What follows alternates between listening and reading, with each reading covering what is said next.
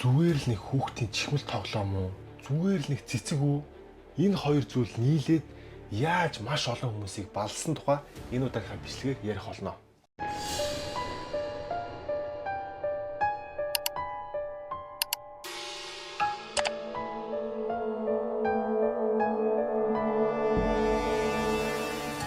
Өнөөдөр та бүхэн хэрвээ анзаарч ивэл зах зээл дээр Nike, Jordan-ы пүүл нь бол маш үнэтэй байгаа даа. Дээрээс нь Kobe Bryant-ийн пүүлэнд орж ирсэн. Эдний яагаад үнэтэй байлгаад байгаа зүйл нь нэгдүгээр story түүхнүүд чухал, хоёрдугаар лимит. Эднийг зах зээл дээр лимиттэйгээр борлуулдаг. Энэ нь бол энэ бүтээгдэхүүний үн цэнийг бол маш их барьж идэг. Мэдээж нийлүүлэлт ихтэй байх юм бол ямар ч бүтээгдэхүүний үн цэн бол буурна. Яг үүнтэй адилхан пүүзэр биш заяа. Зүгээр л чихмэл тоглоомоор зах зээлийг Америкаас бужигнуулсан нэгэн хэргийн талаар та бүхэнд ярьж өгч байна.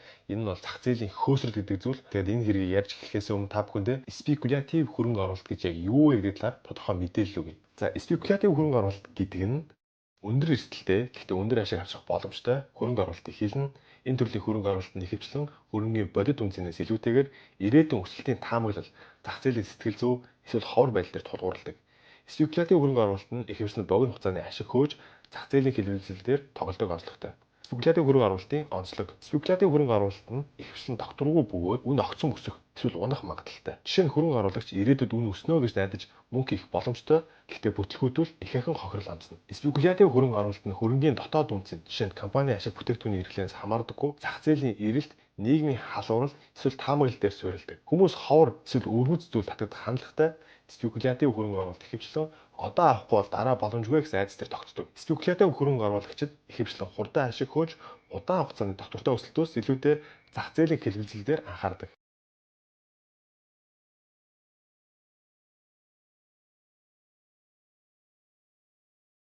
За, 1944 онд Тай Варнер төрсөн. Түүний бага наснд дэм шалжаралтай байгаагүй.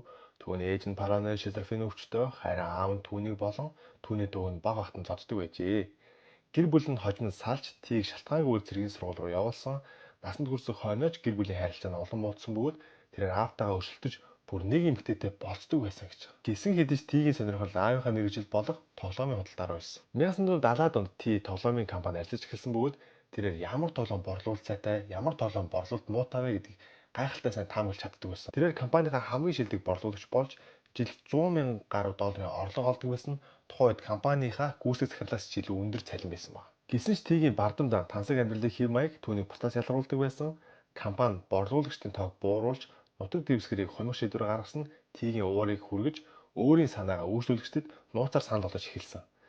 За, энэ нийлэрч түүнийг ажлаас нь халсан. Тэгэд энэ нь Тид маш том цохилт болсон байна. 1980-ад онд Ти шин санаагаа гаргасан өөрийн зөөлөн тоглоомын бизнесээ эхлүүлэх. За, энэ үед зөөлөн тоглоом зах зээл дээр хямдхан, чанар муутай, ямар ч тийм байр сургуу байсан. Тэгээд шинээр Nintendo гэдэг захин тоглоомууд шинээр орж ирж байсан. Тэгэхээр энэ Тигийн гаргасан шийдвэр бол нэлээд хоцрогдсон, сэтгэлтэй шийдвэр байсан байна. Гэсэн ч Ти аавынхаа өв залгамжлалаас авсан 50 мянган долларыг ашиглан 1986 онд Ти Инк компанийг байгуулсан. Тигийн анхны бүтээгдэхүүн Гимлайн муурны дүрстэй зөөлөн тоглоом байсан. Тэрээр үйлдвэрээ Үнэс Лонгост байгуулж тоглоомын чанарт онцгой анхаардаг байсан. Тигийн тоглоом бусдаас ялгарх гол онцлог нь бага хэмжээний дүүрэгчтэй байсан. Энэ нь болохоор тоглоомыг илүү уян хатан зөөлөн болгосон. Энэ нь хүүхдүүдэд маш их таалагдчихсан. Яг үүндээ сайндайч биш, Ти жоох нарийн хүн байсан юм. Тэгээ жоох тоглоом дотор оруулдаг, тоглоом дотор байдаг нэг дүүрэгчээ жоох хассан юм байна. Тэрэндээ аз олж тэгээ уян хатан болоод тэгээд хүүхдүүдэд таалагдсан гэж. Бас нэг. Ти өөрийн загварыг хуулбарлахаас хамгаалахыг хүсдэг байсан бөгөөд бусад ижил үйл ажиллагаа явуулдаг компаниуд руу сүрдүүлэлтэд захиавчдаг байсан. Гэсэн ч тэр өөрөө бусдаас санаагаа үргэлж хулгайлдаг байсан гэж байна. За, 1993 онд Ти Beanie Babies гэдэг цуврал гаргасан. За, эхний загвар нь Lex нэртэй ногоон охтой мэлхий байсан. Эдгээр тоглоом жижигхэн улаан зүрхэн гэлбэртэй шошготой 5-аас 10 долларын хямд үнэтэй байсан. Эхэндээ бас борлуулалт муутай байсан гэж байна.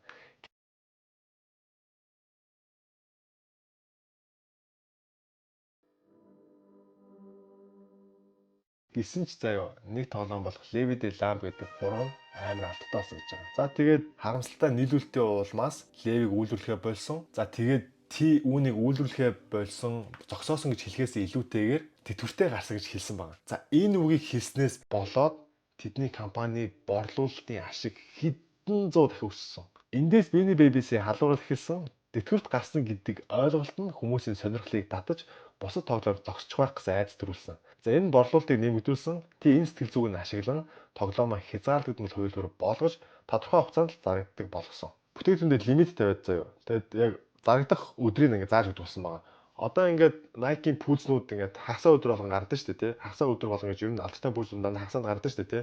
Тэгээд энэ шиг ингээд ийм өдөр заадаг өгсөн байгаа даа. Энэ Америкийн бизнесийн ухаан гэж нэр бас амар амир.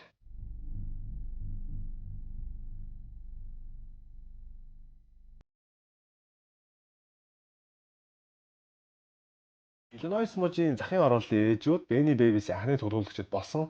Тэд ихлээд хүүхдүүдэд зориулж авдаг гэсэн ч гэсэн удаан хугацааны дараа өөрсдөө тоглоом цуглуулдаг тонтонгууд болсон. За дэлгүүрүүд чеклист буюу тоглоомын жагсаалт гаргаж ирсэн нь цуглуулагчдад маш сонирхолтой байсан. За яг юу цуглуулах вэ, юу цуглуулах дутуу байна гэдгийг одоо тийм лист гаргаад ирсэн өршөлдөөнийг нь одоо цуглуулгын өршөлтөөний улам их нэмэгдүүлсэн гэж байгаа. Тий томоохон дэлгүүрүүдэд Benny Babies-ийн захыг эсэргүүцдэг байсан. Зөвхөн жижиг хувийн дэлгүүрүүдэд хамтарч ажилладаг байсан. За энэ тоглоомыг ховор мэд харагдуулж цуглуулагчдын сонирхлыг улам бүр нэмэгдүүлдэг байсан. Тэрээр мөн шинэ тоглоом гаргахдаа хуурсныг тэтгэврт гаргадаг байсан бөгөөд энэ тоглоомын тоог хязгаартай байлгаж үн цэнийг өсгөдөг байсан. Тэтгэврт гаргана гэдэг үгээ байг ашиглаад. За энэ тоглоомыг зарыг дуустаа энэ тоглоом тэтгэврт гарлаа гэж тоглоомоо яаж. Тэгвэл тэрээр нь үннийг өсдөг байсан байгаа байхгүй юу? 1995 онд T-Ink-ийн ажилтан Lena Travetti интернетийн боломжийг T-д танилцуулсан. Тэрээр Benny Babies зориулсан албан ёсны вебсайт T-Comic хийхийг санал болгосон. Энэ вебсайт нь тоглоомын талаарх мэдээлэл, цуглуулагчдын харилцан ярианы талбар, мөн тэтгэврт гарах тоглоомын тухай мэдээллийг нийтэлдэг байсан. T-Com нь бизнес хэрэглэгчдэд чиглэсэн анхны вебсайтуудын нэг болж Benny Babies-ийн алдар нэрийг улам өсгсөн. Интернетийн өөр нэг том хүчин зүйл бол eBay байв. eBay-г та бүхэн мэдчихэж байгаа шүү дээ. Яг л Amazon шиг худалдааны сайт шүү дээ, тий. Benny Babies нь eBay хамгийн алдартай бүтээгдэхүүн бол тусдаа бүр ингээд Benny Babies гэдэг категориор зарагддаг байсан байна. Цуглуулагчид ховор тоглоомыг олоод хэдэн мянган доллараар зардаг байсан. Жишээ нь зарим тоглоом анхны $5 үнээсээ 6 дахин илүү үнээр зарагддаг байсан. За Lena Travetti-гийн өөр нэг санаа бол тоглоомын хаяг дээр төрсөн өдөр болон богино шүлэг нэмэх байсан. Энэ Benny Babies-ийг илүү хувийн түүхтэй сэтгэл татан болгосон бөгөөд цуглуулагчид тоглоомтой сэтгэл хөдлөлийн холбоо үүсгдэг байсан гэж. За Benny Babies-ийн алдар нэр өсөхийн хэрээр гэмт хэрэгч нэмэгдсэн. Жишээ нь тоглоомын нийлүүлэлтийн машиныг хулгайчид дээрэмдэж дэлгүүрүүд ховор тоглоомоо түгжээлж өгөхөд хадгалдаг болсон. Бүр нэгэн удаа зэвсэгтэй итгэхэд дэлгүүрт орж $5,000 үн бүхий Benny Babies-ийг хулгайлсан ч гэсэн касны мөнгийг аваагүй цугтаасан гэж. Йоо. Benny Babies зөвхөн дэлгүүрийн хулгай биш бүр аллаг хүртэл гарсан. 1999 онд Jeffrey Wade гэдэг хүн хэдэн зуун долларын Benny Babies-ийн төлөө мангалтаж хамгаалагчийг буудаж хүнээс хэрэг гарсан гэж байгаа байхгүй. Йоо, энэ юу болоод байгаа юм бэ? 1997 онд T McDonald's-тай хамтран Teeny Beans нэртэй жижигхэн Benny Babies-ийг Happy Meal оруулсан. Та бүхэн Happy Meal мэдж байгаа үстэй тий. McDonald's-ийн хүүхдэд зориулсан меню. Тэгээд ингээд ангууд нь дотор нэг тоглоомууд ингээд дагалдаж ирдэ штэ тий. За энэ тоглоомын улам өргөн хүрээнд түгээсэн ч эмх замрууг байдал дагуулсан. Хүмүүс зөвхөн тоглоомын төлөө Happy Meal захиалж хоолой бүр хайдаг байсан. Зарим McDonald's хязгаар тогтоосон тул цуглуулагчид хуурамч хувцсамж ирдэг болсон. Бүр нэгэн McDonald's-ийн ажилтан $6,000 Teeny Beans хулгайлсан хэрэгээр баригдсан. Нэгэн удаа ажилчид би Teeny Beans-ийн дайралтаас амьд гармаар гэсэн юм тэмдэг зүгээд тэгээд өөрчлөлтчдийн ингээд хит их шахалтан дундаас ингээд гарч ирсэн гэж байгаа байхгүй. Галзуурч байгаа юм шиг шүү дээ. Алт шүнжтэй юм ч одоо. Алдар нэр өсгийн хэрээр хятадаас хуурамч Benny Babies гарч ирнэ. Энэ бол мэдээж хятадууд маань яасан зүгээр байхгүй. За энэ жинхэнэ тоглоомын үн цэнийг улам өсгсөн бөгөөд нэгэн эмэгтэй $20-оор тоглоомын жинхэнэ эсхийг баталгаажуулах гүйцэтгэгээ надаа юм уу? Яа гоё. Аав дараа нэг зөө. Аав юу жиж за? Баярлалаа жоо. Нэгэн эмэгтэй $20-оор тоглоомын жинхэнэ эсхийг баталгаажуулдаг үйлчлэгээ үзүүлсэн гэж байгаа. Бас сайхан гаргал тэр эмэгтэй бас за ингээд $2 байна. За ингэж. За энэ бол Benny Babies ориг байна. За $20. Энэ бол хөлөх байна. За $20. Тэр ингээл үйлчлэгээ үзүүлдэг. Тэгэхээр манайхаа мөнгө төрөх хэрэг олъё гэж бодож ивэл хурган толгойгоо ажилуулад хурган зөрөгтэй хэрэгтэй биш үү? Би л надад $20 өгөөрэй би ориг пүүз шалгадаг хүн байна гэж хэлж чадахгүй зүгээр. Тэгэхээр ерөнхийдөө энэ бол нийгмийг яаж их хамарч ирсэн. Тэгээ мэдээж $20 үйлчлэгээ үзүүлдэг эмэгтэй чинь мэдээж л үйлчлэгч нар байсан болол энэ үйлчлэгийг хэрхэлж байгаа шүү дээ тийм ээ. За тэгээ зарим цуглуулагчид нь бүр Benny Babies-тэй хит их мөнгө зарцуулж байгаа бүр гэрээс хөгж төрөө тусан гэж байгаа. Бүр зарим нь хүүхдтэй гутлаавч мөнгөөр Benny Babies авдаг гэсэн гэж байгаа байхгүй. Тэгээ яагаад нэгж байгаа юм бэ гэсэн чинь би хүүхдүүдийнхээ ирээдүйд хөрөнгө оруулалт хийж байна. Энэ удахгүй ингээд маш өндөр үнээр зарагдах юмаа гэдэг хэлсэн гэж байгаа. Тэгээ бүр амар байгаа сте ёо. 1999 онд T24 шин Benny Babies-ийг нэгэн зэрэг гаргасан цуглуулагчдын цуглуулгыг бүр мөсөн үнэгүй болгосон. Мөн өмнө нь ховор байсан тоглоомыг дахин үйлдвэрлсэн тэдний үн цэнийг маш их бууруулсан. Ёо. Шинэ цуглуулагчид зах зээл дээр орж ирэхэд болсон тул эрэлт мэдээж буурч эхэлсэн. Тэгсэн чи 99 оны 8 сард T бүх Beanie Babies-ийг 99 оны 12 сарын 31-нд тэтгэврт гарна гэж зарласан. За ингэж хэлээд нэг толомын борлуулалт нь жоох өсчихсэн ч гэсэн тэгээд эргээл навс унсан гэж. За тэгээд T тэгсэн байгаа. Нийтийн санал суулга явуулаад ер нь бол Beanie Babies-ийг дахиж үйлдвэрлэх үгээ санал суулга явуулсан гэж байгаа. За тэгээд санал суулгын 91% нь дахиж үйлдвэрлэе гэсэнгээд дахиж үйлдвэрлэж эхэлсэн гэж байгаа байхгүй. Тэнгууд нь компани дотор ажиллаж байгаа ажилчид нь энэ бол бүх зүйл худлаа. Энэ бол өөрийнх нь цохиомол санал суулгаа. Энэ бол зүгээр л маркетингийн арга гэж хэлсэн гэж байгаа. Тэр нэ бороо бол үнэхээр амар гар байсан баг. Бүрийг мөнгөний төлөө бараг. За 2000 он гэхэд Beanie Babies-ийн борлуулалт 90%-аар буурсан. Тоглоомыг жижиг дэлгүүрүүдэд хямдхан зардаг байсан бөгөөд сургуулийн тоглоом ашигтай зарах боломжгүй болсон. Энэ зах зээл хэд их хансан нийлүүлэлт их байснаас болсон. Зарим хүмүүс Beanie Babies хэд их хөрөнгө оруулалт хийж хүүхдийнхээ боловсролын мөнгийг алдсан. Бусд нь өрөнд орж сэтгэл зүйн гүн хямралтай болсон. Үгүй аргагүй шүү дээ. Ч одоо бүх мөнгөө энэ тоглоомд өчгөр ч. Ч одоо энэ тоглоомыг дараа нь яах юм? Тэ яг өмсөж болохгүй, одоо өмсөж болохгүй, идэж болохгүй энэ ч бод яах юм бэ тийм үстэй. 2013 он T Warner дотроос зайлсхийсэн хэрэгээр баримтлагдсан. Тэрээр 100 сая долларыг Швейцарын нууцын дансанд нуусан байсан гэдэг нь тэрний одоо нийт хөрөнгийн хажууд бол юу ч шээ. Тэр бол маш олон тэрбум доллартай хөө. За гэсэн ч тэрээр хөнгөн шийтгэл авсан 2 жилийн тэнцэн харгалзах 500 цагийн нийтэд тусдаа ажил хийх ял авсан байна. Заримдаас нь мөнгөтэй хүмүүс ялаас арай байдаг шүү те. За T өнөөдрийг хүртэл баян хүн хിവэрэ байгаа. Тэгээ Beanie Babies-ийн 3 жилийн халдварлын ачаар тэрбумтон болсон. Сонирхолтой баримтууд нь бүгнээр хамтдаа харцгаая. 1997 онд Диана Гүнжийн дурсгал зориулж гаргасан Ягаан өнгийн Princess Bear нь Beanie Babies-ийн хамгийн алдартай загваруудын нэг болсон.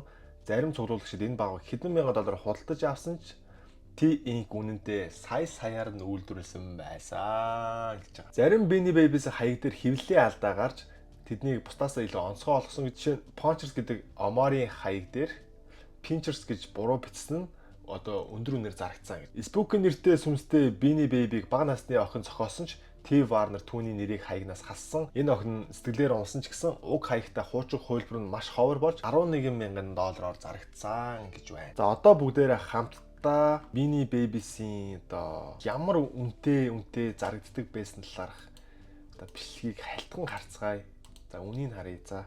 За 6700 Goblins de Turkey гэдэг 6700 долларын өмнөр Piano de Elephant 7000 доллар, Hala de Bear 7500, McDonald's International Beers 10,000 доллар. Солиотой ёо машины үнэ шүү дээ. Party de Platips 10,000 доллар.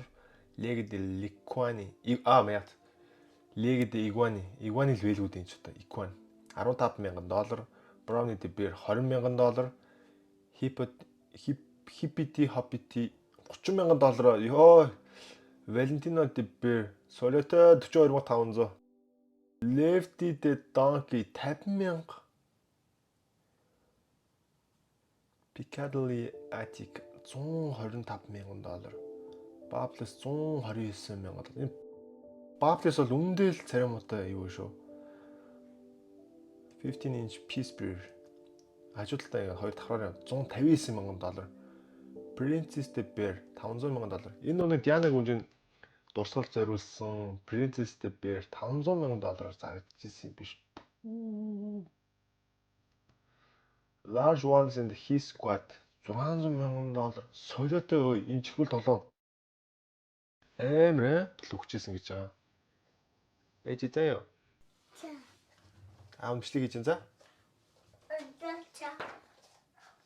Амжилт хийж заяа. Тэгээ одоо явж заяа. Чамаа хальт харуулчих за. За энэ хүүхд ингээд бичлэг ингээд за хязгааргүй за баяр та. Чамыг хаалгаач. Sigma boy. Нүдүг авч. Баярлаа. За бүгдээ дараагийнхаа бичлэг рүү орцгоё. Зул цэцэг нь 16 дугаар зууны сүүлчийн үе тухайн үеийн Османы хаант ус буюу одоогийн Турк улсаас Европ руу ирдэг байсан баг. За Голландод энэ цэцэг онцгой алдартай болсон. Учир нь түүний тод өнгө ховор төрөл зүйлүүд баячуудын дунд маш их алдартай болсон. Ялангуяа хугарсан Broken гэж нэрлэгддэг өвөрмөц хэдэ алтан зул одоо хамгийн их эрэлттэй болсон гэж байгаа байхгүй. Энэ нь болохоор вирусын улмаас ингээд гинтгэхээр ийм гой харагддаг болчихдог гэж байгаа. За 17 дугаар зууны ихэр Холланд дэлхийн хамгийн том худалдааны төв болж эдийн засаг нь хурцтай өсөж байсан. Энэ нь Холландын алтан үе гэж нэрлэгддэг бөгөөд баячууд болон дунд харгахын одоо гинт сайхан баяжж эхэлж байсан. Тэгэд өөрсдийнхөө эд хөрөнгийг ингээд хүмүүст гайхуулмаар байдаг байсан гэж байгаа. За алтан зуулын болцоог тариалж өсгөхөд удаан хугацаа шаардлагатай байсан. Ялангуяа ховор төрлийн алтан зуулууд жишээ нь Semper Augustus гэдэг хугарсан хэдэн алтан зуул маш цөөн тоотой байсан тул эрэлтэн их нийлүүлэлт нь маш бага байсан. За энэ нь болохоор үнийг нь өсгөх гол хүчин зүйл болсон гэж байгаа. Манайхаа би зүгээр цэцэгний талаар ярьж байгаа шүү. Жинхэнэ цэцэгний талаар. 1636 оноос эхлэн алтан зуулын болцоог зөвхөн цэцэг тариалгатай бус хөрөнгө оруулалтын зорилгоор худалдаж авах болсон хүмүүс болцоог өвлийн улиралд ирээдүйд зарах зорилгоор худалдаж авдаг байсан. Энэ фьючерсийн гэрээ буюу future contract гэдэг одоо амар сонирн багаз. Ерөөсөө бодиттой бараанд байхгүй заяа. Тэнгууд наан ингээд худалдаж аваад би ирээдүйд надад гэж урахаар нь авна гэдэг ингээд хэлчихэж байгаа. Энэ future гэрээ гэдэг нь болохоор орчин үеийн хөрөнгийн биржийн анхны загварын эхлэл гэж үздэг. Гэсэн ч олон хүн бодит болцоог харалгүйгээр худалдаа хийдэг байсан гэж байгаа. Тэгээ 1637 оны оргил үе зарим ховор алтан зуулын болцооны үн тэнгэр татаж нэг болцоог нь 3000-аас 4200 гүйлдэн буюу тэр үеийн голланд мөнгө тэмдэгтээс авдаг байсан. Энэ үед тухайн үеийн хүмүүсийн жилийн цалин 150-аас 250 гүйлдэн. Ёо юу вэ энэ ч одоо. Тэгээ алтан зуулын болцооны үн Амстердамын тансаг байшингийн үнэтэй тэнцэж байсан. Зүгээр цэцгийн талаар ярьж байгаа шүү дээ. Жишээ нь Semper Augustus нэг болцоог 6000 гүйлднээр зарсан гэдэг. Алтан зуулын худалдаа зөвхөн баячуудад хязгаарлагдгаа болж энгийн иргэд тэрч бүхэл ядуус хүртэл хөрөнгө оруулалт хийж эхэлсэн. Хүмүүс хурдан байшгийг мөрөөдөж гэрээсээ хүртэл заримдаа алтан зуулд мөнгөө зарцуулдаг байсан. Энэ нийгмийн өргөн хүрээнд тархаж таверн буюу зоогийн газруудад болцооны 8 явагддаг болсон. 1637 оны 2 сард Хаарлмын нэгэн тавернд болсон дуудлага худалдаанд худалдаа авагч гинт алтан зуулын болцоог худалдаж авахаас татгалцсан. Энэ зах зээл дээр ихтгэл алдагдахаас хүргэж үнэ нь огцом унж эхэлсэн. Хэдэн 7 хоногийн дотор болцооны үн 90-95% буурсан бөгөөд зарим болцоог анхны үнийхээсээ 101-д ч хүрэхгүй байсан гэж байгаа. Хэдийгээр алтан зуулын халуурал Холландын нийт эдийн засгийг сүрүүлээгүй ч гэсэн олон хүн ялангуяа жижиг хөрөнгө оруулагчдад ихээхэн хохирол амссан гэж үздэг. Зарим хүн гэрээний төлбөрөөр төлж чадахгүй байсан тул шүүхэд дуудагдсан. Гэсэн ч Холландын засаг захиргаа ихэнх гэрээг хүчингү болгож хохирлыг хязгаарлахыг оролцсон. Алтан зуулын халуурал нь баримтжуулагдсан анхны эдийн засгийн хөөс гэж тооцогддог ч зарим түүхчид түүнийг цар хүрээ хэтрүүлсэн гэж үздэг. Жишээ нь энэ Холландын эдийн засгийг бүхэлд нь хамраагүй харин голчлон баян худалдаачид цуглуулагчдын өрнөсөн гэдэг. Ховор алтан зуулууд адмирал, генерал Викрой зэрэг тансаг нэр өгдөг байсан. Тэднийг илүү үнцэнтэй мэд харагдуулдаг байсан. Semper Augustus нь үргэлж хааныг суудахтай байсан. Зарим баримтад нэгэн ховор болцоог 12 акр газар хэдэн тонн цөцгийн тос эсвэл тэрэгтэй улаан буудаагаар сольсон гэдэг. Гэхдээ эдгээр түүх заримдаа хэтрүүлэгтэй байж болзошгүй. За тийм байж магадгүй те. 1841 онд Charles Mackay бичсэн Extraordinary Popular Traditions and the Methods of Crafts номонд алтан зуулын халуурлын тухай дэлгэрэнгүй өгүүлсэн бөгөөд энэ түүнийг дэлхийд дахин алдартай болгосон. За тэгээд энэ удаагийн бичлэг маань ингээд өндөрлөхөөр боллоо. Тэгээд өнөөдөр та бүхэн спекулятив хөрөнгө оруулалт гэдэг ямар аюултай зүйл бэ? Хэрвээ яг мэдээж эндээс бол зөв тайминга таараад гарч идэх юм бол маш их ашиг олж авч чадна. Гэхдээ бааз зэрэг хуцаа алтгал юм бол та бүхэлдээ шатах тийм аюултай. Тэгээ анхны спекулятив хөрөнгө оруулалтыг энэ алтан зуул цэцгээр хийжсэн. Тэгээ энэ л хороо санхүүчдийн түүхэнд бол маш тодорой бичигдсэн, маш том хохиролтой зүйл болсон гэж байгаа байхгүй. Тэгээ хитийг ямар шуурах ер нь юм аюултай. Тэгээ орчин үед гэх юм бол NFT-нүүд байна те. Тэгээ тодорхой лимиттэй NFT-нүүд гарангуудаа яг ингээд үнэнд нь ингээд харуулж авангууд дахиад өөр юм шинээр юм гарч ирээд тэгээ үнийн унгаадаг. Энэ ер нь бол бүгд тэгээ бөөнөрө шуураад байгаа зүйлс ер нь бол маш эрсдэлтэй л гэж ер нь ойлгох хэрэгтэй. За тэгээд энэ удаагийн Benny Baby-ийн бичлэг тэгээд энэ алтан зуулын одоо энэ халуурлын тухай энэ хоёр бичлэг бол та бүхэнд зүгээр ерөөхдөө жоон бодолтой байгаа ч гэсэн үүднээс л хийж байгаа бичлэг шүү.